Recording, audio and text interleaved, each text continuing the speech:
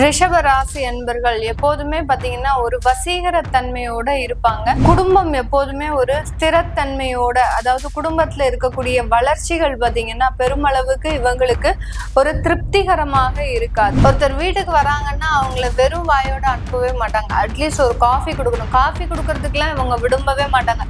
அவங்களுக்கு என்ன பிடிச்சிருக்கோ அதை கேட்டு அவங்கள நச்சரிச்சு உங்களுக்கு என்ன பிடிக்கும் சொல்லுங்க, அதை தான் நான் செஞ்சு தருவேன் அப்படின்ற மாதிரியாக அதை கேட்டு அவங்களுக்கு ஒரு திருப்திகரமாக இங்க இருந்து வீட்டுல இருந்து அவங்க வெளியில போறாங்க அப்படின்னா இவர்களை பற்றி 4 இடத்துல சொல்லணும். அந்த அளவுக்கு இவர்களினுடைய விருந்தோம்பல் அப்படின்றது மிக பெரிய அளவுக்கு இருக்கக்கூடிய ஒரு அமைப்பை உடையவர்கள் நம்ம ரிஷப ராசி என்பர்கள். இந்த ராசி என்பர்களுக்கு இந்த ஐப்பசி மாதத்துல அவங்க ராசிநாதன் 5ஆம் இடத்துல நீச்சம் அடைகிறார்.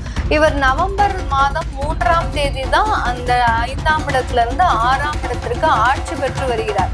அது வரைக்கும் இந்த காலகட்டங்கள் இந்த ரிஷப ராசி என்பவர்களுக்கு வேலை சம்பந்தப்பட்ட சில தொந்தரவுகளை கொடுக்கக்கூடிய ஒரு டைமாக இருக்கும். ரிஷப ராசியில இருக்கக்கூடிய பெண்களுக்கு தன்னுடைய புகுந்த வீட்டுல இருக்கக்கூடிய உறவுகள் அதிகப்படியாக தொந்தரவுகளை கொடுக்கக்கூடிய ஒரு டைமாக இருக்கும். அதுவும் பாத்தீங்கன்னா மாமா, அதாவது மாமா வழி உறவுகள், அடுத்து பாத்தீங்கன்னா மாமனார் வழி உறவுகள், இந்த மாதிரியாகலாம் அந்த உறவுகள்ல ஒரு கசப்பு தன்மை, தேவையில்லாத பிரச்சனைகளை அவங்களே தூண்டிவிடக்கூடிய ஒரு நேரமாகலாம் இந்த ரிஷபராசி பெண்களுக்கு அதிகமாக இருக்கு.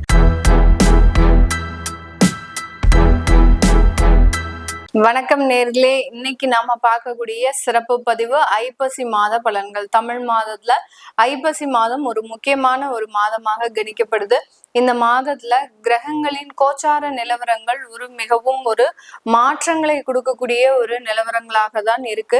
ஏன்னா இந்த மாதத்துல சூரியன் கிரகங்களுக்கெல்லாம் தலைவன் அப்படின்னு சொல்லக்கூடிய அந்த சூரியன் ஆகப்பட்டவர் நீச்சம் அடைகிறார். அந்த நீச்சம் அடையும் போது மற்ற கிரகங்கள் எந்த மாதிரியாக ஒரு மாற்றத்தை கொடுக்க போது, இந்த மாதத்துல இருக்கக்கூடிய கிரகங்களின் அடைவுகள் பார்த்தோங்கன்னா மிதுன ராசியில இந்த குரு பகவான் அவர் மாதம் ஆரம்பிச்ச உடனேயே 19ஆம் தேதி அக்டோபர் மாதமே அதிசாரம் பெறுகிறார். அடுத்து சிம்ம ராசியில கேது பகவான், அடுத்து கன்னி ராசியில சுக்கிரன் பகவான். சுக்கிரன் நீச்சமாக இருக்கக்கூடிய சுக்கிரன் ஆகப்பட்டவர் 3ஆம் தேதி நவம்பர் மாதம் தன்னுடைய ஆட்சி வீடான அந்த துலாம் ராசிக்கு பயிற்சியாகி போகிறார். அடுத்து அந்த துலாம் ராசியில இருக்கக்கூடிய அந்த சூரியன், செவ்வாய், புதன், இந்த 3 கிரகங்கள்ல புதன் ஆகப்பட்டவர் 25ஆம் தேதி பயிற்சியாகி தன்னுடைய விருச்சிக ராசி வீட்டிற்கு செல்கிறார். அடுத்து செவ்வாய் 28ஆம் தேதி அக்டோபர் மாதம் தன்னுடைய ஆட்சி வீட்டிற்கு பயணிக்கிறார், விருச்சிக ராசிக்கு பயணிக்கிறார். இந்த பக்கம் பாத்தீங்கன்னா கும்ப ராசியில ராகு பகவான், மீன ராசியில சனி வக்ரத்தன்மையோட இருக்கிறார். இதுதான் இந்த மாதத்துல இருக்கக்கூடிய கிரகங்களின் அடைவுகள். முக்கியமான மாற்றங்கள்லாம் இந்த மாதத்துல நடக்கும். ஏன்னா அந்த சூரியன் வலுவிழக்கும் போது சில விஷயங்கள், நமக்கு நடக்காத விஷயங்கள் கூட இந்த மாதத்துல நடக்கக்கூடிய ஒரு நேரமாக தான் இருக்கும். அதை பத்தி தான் இப்போ நம்ம டீட்டெயில்டா இந்த பதிவுல பார்க்க போறோம். இந்த சேனல்ல முதன்முறையா பாக்குறீங்க அப்படின்னா சப்ஸ்கிரைப் பண்ணிக்கோங்க, பெல் பட்டன்ல ஆல் ஆப்ஷன் சூஸ் பண்ணிக்கோங்க. ரிஷப ராசி அன்பர்கள் எப்போதுமே பாத்தீங்கன்னா ஒரு வசீகர தன்மையோட இருப்பாங்க. நிறைய இடத்துல பொருளாதார வளர்ச்சிகள் இருந்தா கூட அதை பெரிய அளவுக்கு பொருட்படுத்தாத நபர்களாக தான் இந்த ரிஷப ராசி என்பர்கள் இருப்பாங்க. நிறைய ரிஷப ராசி என்பர்கள் பாத்தீங்கன்னா மீடியால நிறைய பேர் இருப்பாங்க. அந்த மீடியால இருந்தா கூட வெளியில அதை காட்டிக்காத ஒரு நபர்களாக, ரொம்ப எளிமையை கடைபிடிப்பவர்கள் நம்ம ரிஷப ராசி என்பர்கள். இந்த ரிஷப ராசி என்பர்களுக்கு இருக்கக்கூடிய ஒரே ஒரு மன வலி அப்படின்னு பாத்தீங்கன்னா, குடும்பம் எப்போதுமே ஒரு ஸ்திரத்தன்மையோட, அதாவது குடும்பத்துல இருக்கக்கூடிய வளர்ச்சிகள் பாத்தீங்கன்னா பெருமளவுக்கு இவங்களுக்கு ஒரு திருப்திகரமாக இருக்காது. எவ்வளவுதான் குடும்பத்தை இவர்கள் நல்ல ஒரு வளர்ச்சியை எதிர்பார்த்து கொண்டு வந்தாலும் கூட அதுல ஏதாவது ஒரு திருப்திகரமான ஒரு சூழ்நிலை அப்படின்றது இந்த ரிஷபராசி என்பர்கள் அதை எட்டவே முடியாத அளவிற்கு அதுல ஏதோ ஒரு அதிருப்திகள் இருக்கக்கூடிய ஒரு நேரமா தான் இருக்கும். இது இவர்களுடைய வாழ்க்கையில எப்போதுமே நடக்கக்கூடிய ஒரு விஷயம். ஏன்னா குடும்பத்தை தான் அதிகப்படியாக நேசிக்கக்கூடிய ஒரு அமைப்பு உடையவர்கள் இந்த ரிஷப ராசி என்பர்கள். இந்த ரிஷப ராசியில பாத்தீங்கன்னா கார்த்திகை, ரோஹிணி, மிருகஷீரிடம் இந்த 3 நட்சத்திர அன்பர்களையும் உள்ளடக்கியது. இந்த ராசிக்கு அதிபதி சுக்கிரன். இந்த ராசியில சந்திரன் உச்சம் அடைகிறார். என்னுடைய பழைய பதிவுகள் எல்லாம் பாத்தீங்கன்னா சொல்லியிருப்பேன், அதிகப்படியாக விருந்தோம்பல் பண்றதுல இந்த ரிஷபராசி என்பர்களை மாதிரி வேற யாராலையுமே செய்யவே முடியாது. அதாவது ஏதோ ஏதாவது ஒரு விருந்து வைக்கிறாங்க அப்படின்னு கேட்டீங்கன்னா, அந்த விருந்துல பல வகையான ஒரு அமைப்புகள், அதாவது பல வகையான ஒரு சாப்பாடு உணவு வகைகள் அப்படின்றது இருக்கும். அதாவது புளிப்பு, காரம், கசப்பு இந்த மாதிரியான அறுசுவைகளும் நிறைந்த ஒரு விருந்தாதான் அந்த விருந்துகளே இருக்கும். அந்த அளவுக்கு இந்த ரிஷபராசி என்பர்கள் அந்த விருந்தோம்பல் அப்படின்ற ஒரு விஷயத்த மிகப்பெரிய அளவுக்கு ரொம்ப ஆர்வம் எடுத்து செய்யக்கூடியவர்கள். ஒருத்தர் வீட்டுக்கு வராங்கன்னா அவங்கள வெறும் வாயோட அனுப்பவே மாட்டாங்க. அட்லீஸ்ட் ஒரு காஃபி கொடுக்கணும். காஃபி கொடுக்கறதுக்குலாம் இவங்க விரும்பவே மாட்டாங்க. அவங்களுக்கு என்ன பிடிச்சிருக்கோ அதை கேட்டு அவங்கள நச்சரிச்சு உங்களுக்கு என்ன பிடிக்கும் சொல்லுங்க, அதை தான் நான் செஞ்சு தருவேன் அப்படின்ற மாதிரியாக அதை கேட்டு அவங்களுக்கு ஒரு திருப்திகரமாக, இங்க இருந்து வீட்டுல இருந்து அவங்க வெளியில போறாங்க அப்படின்னா இவர்களை பற்றி 4 இடத்துல சொல்லணும். அந்த அளவிற்கு இவர்களினுடைய விருந்தோம்பல் அப்படின்றது மிக பெரிய அளவுக்கு இருக்கக்கூடிய ஒரு அமைப்பை உடையவர்கள் நம்ம ரிஷப ராசி என்பர்கள். இந்த ராசி என்பர்களுக்கு இந்த ஐப்பசி மாதத்துல உங்க ராசிநாதன் 5ஆம் இடத்துல நீச்சம் அடைகிறார். இவர் நவம்பர் மாதம் 3ஆம் தேதி தான் அந்த 5ஆம் இடத்துல இருந்து 6ஆம் இடத்திற்கு ஆட்சி பெற்று வருகிறார். அது வரைக்கும் இந்த காலகட்டங்கள் இந்த ரிஷப ராசி என்பர்களுக்கு வேலை சம்பந்தப்பட்ட சில தொந்தரவுகளை கொடுக்கக்கூடிய ஒரு டைமாக இருக்கும். வேலையில பாத்தீங்கன்னா மிகப்பெரிய அளவுக்கு ஒரு திருப்திகரமான ஒரு சூழ்நிலை இருக்காது. உங்களுடைய வேலை அலுவலகங்கள்ல மிகப்பெரிய பாதிப்புகள் யார் மூலமாக வரும் அப்படின்னு கேட்டீங்கன்னா, சக ஊழியர்கள்னாலையும், அடுத்து நீங்க செய்யக்கூடிய ஒவ்வொரு ஒரு விஷயத்திலையும், நீங்க ஏதாவது ஒரு வேலை பண்றீங்க அப்படின்னா அந்த வேலையில ரொம்ப கவனத்தோட செய்யணும்.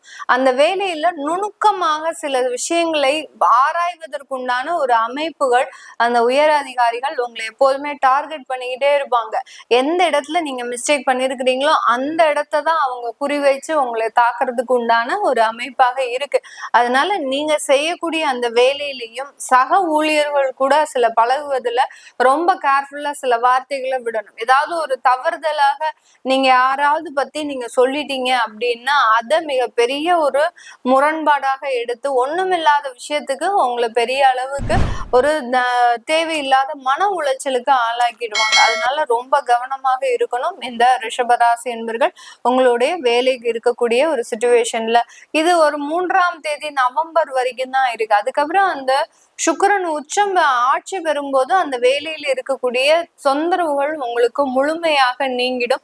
அடுத்த ஒரு 3 மாதத்துல இருந்து 6 மாதத்துக்குள்ள உங்களுக்கு நல்ல ஒரு பதவி உயர்வுகள், நல்ல அங்கீகாரம் இதெல்லாமே கிடைக்கிறதுக்கு உண்டான ஒரு அமைப்பு தான் இந்த ரிஷப ராசி என்பர்களுக்கு இருக்க போகுது. இந்த ரிஷப ராசி என்பர்கள் இந்த காலகட்டம் அந்த திருமணம் சம்பந்தப்பட்ட விஷயங்கள்ல நிறைய முயற்சிகள் எடுங்க. இதுவரைக்கும் நீங்க எடுத்த முயற்சிகள் தோல்விகள் அடைந்தாலும் இப்போ எடுக்கக்கூடிய இந்த ஐப்பசி மாசம் எடுக்கக்கூடிய சில முயற்சிகள் உங்களுக்கு ஒரு வெற்றியை தரக்கூடிய ஒரு முயற்சிகளாக இருக்கும். ஆனால் அதே இடத்துல நீங்க ரொம்ப கவனிக்க வேண்டிய ஒரு விஷயம் என்ன அப்படின்னா, திருமணத்திற்காக நீங்க ஏதாவது ஒரு நிச்சயம் பண்ணிருக்கிறீங்க அப்படின்ற பட்சத்துல இந்த 28ஆம் தேதி வரைக்கும் பாத்தீங்கன்னா ரொம்ப கேர்ஃபுல்லா இருக்கணும். அந்த சம்பந்தம் பேசின அந்த உறவுகளோட ரொம்ப வாக்குவாதங்கள் நடக்கக்கூடிய ஒரு நேரமாக இருக்கும். தேவையில்லாத வார்த்தைகள்னால அந்த திருமணமே நின்று போகக்கூடிய அளவுக்கு சில தேவையில்லாத பிரச்சனைகள்லாம் வரும். அதனால அந்த வாக்குவாதம் அப்படின்றது அந்த 28ஆம் தேதி அக்டோபர் வரைக்கும் இருக்கு. மாசம் ஆரம்பிச்சு ஒரு 10 நாளைக்கு இருக்கிறதுனால அந்த வாக்குவாதத்துல ரொம்ப கவனமாக இருக்கணும். யார்கிட்டையும் பேசும்போது சரி சரி அப்படின்னு போய்கிட்டு அதுக்கப்புறமா உங்களுடைய நியாயத்தையும் உங்களுடைய கோரிக்கையையும் சொன்னீங்க அப்படின்னா அதை ஏற்றுக்கொள்ளக்கூடிய ஒரு அமைப்பாக தான் இருக்கும். திருமண உறவுகள்ல நல்ல ஒரு சேஞ்சஸ் அப்படின்றது இந்த ஐப்பசி மாதம் நீங்க கவனிக்க வேண்டிய ஒரு விஷயம். இதனால் வரைக்கும் திருமணமான தம்பதிகள் ஏதாவது ஒரு மனக்குறைபாடோடு இருந்திருந்தாங்க அப்படின்னா இனிமேல் கொண்டு அது ஒரு நல்ல ஒரு வாழ்க்கை மாற்றத்தை கொடுக்கக்கூடிய ஒரு டைமாக இருக்கும். இதனால் வரைக்கும் நாங்க குழந்தைக்காக பிளான் பண்ணியிருந்தோம், ஆனா இப்போ அதற்குண்டான ஒரு விஷயங்கள் எங்களுக்கு கிடைக்குமா அப்படின்னு கேட்டீங்கன்னா கண்டிப்பாக குழந்தை பாக்கியம் அதுல எல்லாம் எந்த தடைகளும் இல்லை.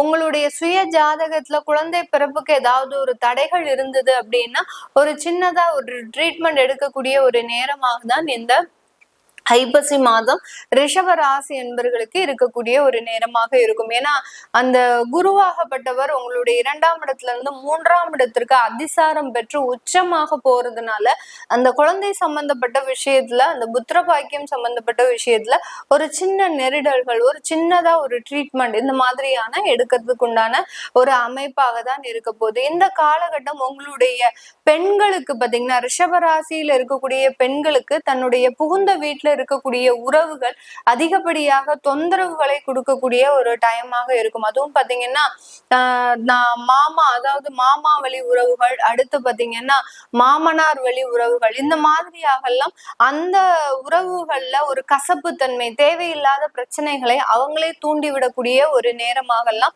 இந்த ரிஷபராசி பெண்களுக்கு அதிகமாக இருக்கு. ஆண்கள் இவர்களினுடைய தொழில்ல பாத்தீங்கன்னா ரொம்ப கொடுக்கல் வாங்கல்ல ரொம்ப கவனமாக இருக்கணும். நாளைக்கு தரேன் அப்படின்னு சொல்லிட்டு போறவங்க ஒரு 5 மாசம் கழிச்சு வர்றதுக்கு வாய்ப்புகள் கிடையாது. அதனால அந்த கொடுக்கல் வாங்கல்ல மிகவும் ஒரு எச்சரிக்கையோடையும் ஒரு கராரா இருந்துட்டீங்க அப்படின்னா உங்களுடைய தொழில்ல மிகப்பெரிய ஒரு முன்னேற்றம் இந்த ரிஷபராசி என்பர்களுக்கு இருக்கும். வெளியூர் வெளிநாட்டுல இருக்கிறவங்களுக்கு இந்த காலகட்டம் உங்களுடைய வேலையில நல்ல ஒரு மாற்றங்களும், அடுத்த வேலையில நல்ல ஒரு ப்ரமோஷன்ஸ், உங்க வேலையில அடுத்து ஒரு இடமாற்றம் பண்றதுக்கு, டெவலப்மெண்டோட சேர்ந்த ஒரு இடமாற்றம் பண்றதுக்கு உண்டான ஒரு அமைப்பாக இருக்கு. இது எல்லாமே நம்ம கோச்சார நிலவரப்படி பலன்களை கணிச்சு சொல்லியிருக்கிறோம். உங்களுடைய சுய ஜாதக பலன்கள் நல்லா இருக்கக்கூடிய பட்சத்துல இந்த ஐப்பசி மாதம் இந்த ரிஷப ராசி என்பர்களுக்கு தொழில் சம்பந்தப்பட்ட வளர்ச்சிகள் இருக்கிறதுக்கு, அடுத்து வேலை சம்பந்தப்பட்ட மாற்றங்கள் அடைவதற்கு உண்டான ஒரு நேரமாக இருக்கும். யார் யாரெல்லாம் ஒரு 6 மாத காலத்திற்கு வேலை வாய்ப்புகளை தேடிக்கொண்டு இருக்கிறீங்களோ, உங்களுடைய தசாபுத்தி நல்லா இருந்ததுன்னா கண்டிப்பாக இந்த காலகட்டம் ஐப்பசி மாதத்துல அதற்குண்டான ஒரு சாதகமான ஒரு அமைப்பாக இருக்கும். தசாபுத்தி ஏதாவது ஒரு தொந்தரவுகளை கொடுக்கக்கூடிய ஒரு தசாபுத்தியாக இருந்தது அப்படின்னா நகை ஆபரணங்கள்ல ரொம்ப ஜாக்கிரதையாக கவனமாக இருக்கணும். இல்லைன்னா அதெல்லாம் மிஸ் ஆகக்கூடிய ஒரு டைமாக இருக்கும். தேவையில்லாம எங்கேயாவது மறந்து வச்சிருவீங்க, எங்க வச்சீங்கன்னே தெரியாது. கடைசி நேரத்துல அதனால ஒரு மிகப்பெரிய ஒரு மன உளைச்சல், இதனால குடும்ப உறவுகள்ல தேவையில்லாத ஒரு மனக்கசப்புகள்லாம் ஏற்படுறதுக்கு அமைப்புகள் அதிகமாக இருக்கு. அதனால உங்களுடைய தசாபுத்தி என்ன சொல்லுது அப்படின்றத நீங்க கேட்கணும் விருப்பப்பட்டீங்க அப்படின்னா கீழே இருக்கிற நம்பருக்கு வாட்ஸ்அப்ல அப்பாயின்மெண்ட் வாங்கிக்கிட்டு கன்சல்ட் பண்ணிக்கலாம். உங்களுடைய குழந்தைகளுக்கு ஜாதகம் எழுதணும், நியூமராலஜி படி பெயர் வைக்கணும்னு நினைக்கிறவங்களும் கீழே இருக்கிற நம்பருக்கு வாட்ஸ்அப்ல மெசேஜ் பண்ணுங்க. உங்களுக்கு உண்டான விவரங்கள் தெரிய வரும். உங்களிடமிருந்து விடைபெறுவது உங்கள் ஆஸ்ட்ரோ பூர்ணா. நன்றி, வணக்கம்.